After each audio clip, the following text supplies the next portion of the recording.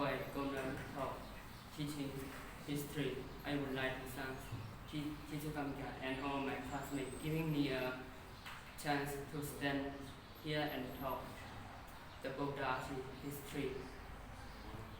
Talk about the crib man and the blind man.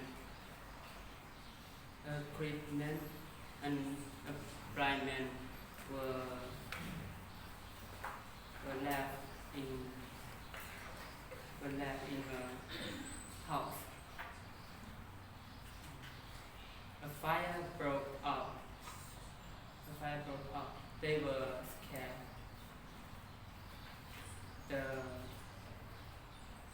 The crib man could not